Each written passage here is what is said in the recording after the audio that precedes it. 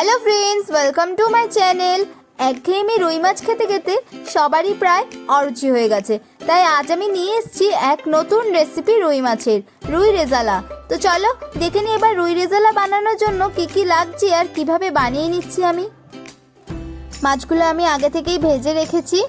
ঘি নিয়ে নিয়েছি, 12টা কাজু বাদাম আর 2 চামচ পোস্ত এখানে আমি আগে থেকেই বেটে রেখেছি। 4 চামচ ফ্যাটানো টক দই নিয়ে নিয়েছি। একটা মিডিয়াম সাইজের পেঁয়াজ বেটে রেখেছি। 1 চামচ গোলমরিচ গুঁড়ো, 2 চামচ জিরে গুঁড়ো, 1 চামচ ধনে গুঁড়ো, 1 চামচ আদা রসুন বাটা, লঙ্কা গুঁড়ো নিয়ে নিয়েছি 1.5 চামচ, হলুদ গুঁড়ো নিয়ে নিয়েছি 1 চামচ। দেখে নাও আমার যা যা লাগছে। আর নিয়ে নিয়েছি গোটা গরম মশলা। কড়া নিয়ে নিয়েছি, তেল দিয়ে দিলাম। প্রথমে আমি 2টো তেজপাতা দিয়ে দেবো, 2টো শুকনো লঙ্কা দিয়ে দেবো। এবারে আমি গোটা গরম মশলা দিয়ে দেবো, 2টো দারচিনি, 4টে এলাচ আর 2টো লবঙ্গ দিয়ে দিলাম। মশলাটাকে আমি হালকা করে ভেজে নেব 3 মিনিটের মতন।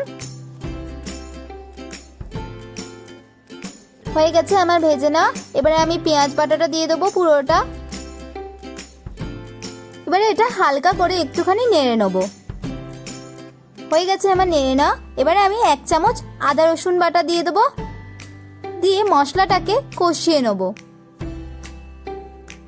আর হ্যাঁ, আপনি যদি আমাকে সাপোর্ট করতে চান তো অবশ্যই আমার এই রেসিপিটা আপনার বন্ধু বান্ধব পরিবার পরিজন সকলের সাথে শেয়ার করুন। হয়ে গেছে আমার ফ্রাই করা। এবারে আমি 4 চামচ ফ্যাটানো টক দই নিয়ে নিয়েছি, দিয়ে দেবো সেটা। এবার এটা ভালো করে মিশিয়ে নিতে হবে। এবারে কাজু বাদাম আর পোস্ত বাটাটা দিয়ে দেবো।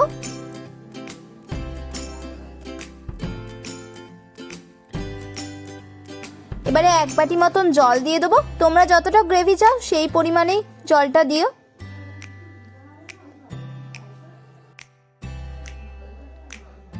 হলুদ গুঁড়ো দিয়ে দেবো এবার আমি। এরপর দিয়ে দিচ্ছি আমি লঙ্কা গুঁড়ো, জিরে গুঁড়ো দিয়ে দেবো এবার আমি,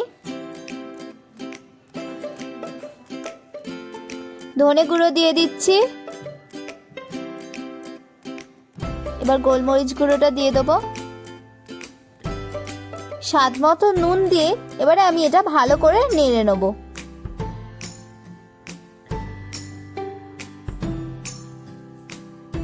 এবারে আমি মাছগুলো দিয়ে গ্রেভিটা ভালো করে মাছগুলোর গায়ে লাগিয়ে দেবো।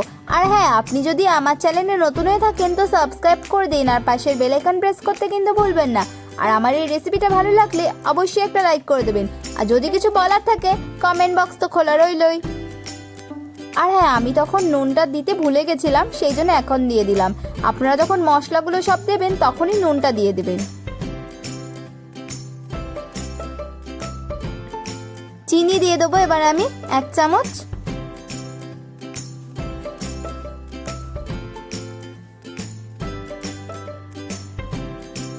আর দিয়ে দেবো 1 চামচ ঘি। এবারে আমি রিং রিং করে পেঁয়াজগুলো যে রাখা আছে সেগুলো আমি দিয়ে 5 মিনিট মতন ঢেকে রাখবো। ঢাকা দিয়ে রাখলেই রেডি হয়ে যাবে আজকের আমাদের রুই রেজালা।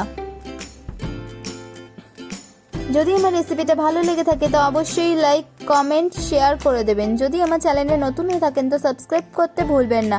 পাশের বেল আইকন প্রেস করে অল করে দেবেন, যাতে যে কোনো রান্নার নোটিফিকেশান সবার আগে যায় আপনার কাছে। যদি কিছু বলার থাকে ডেসক্রিপশানে আমার ফেসবুক, ইনস্টাগ্রাম লিঙ্ক আছে, অবশ্যই সেখানে গিয়ে আমাকে বলুন। নেক্সট রেসিপি কী বানাবো সেটার জন্য আমাকে কমেন্ট করে জানান।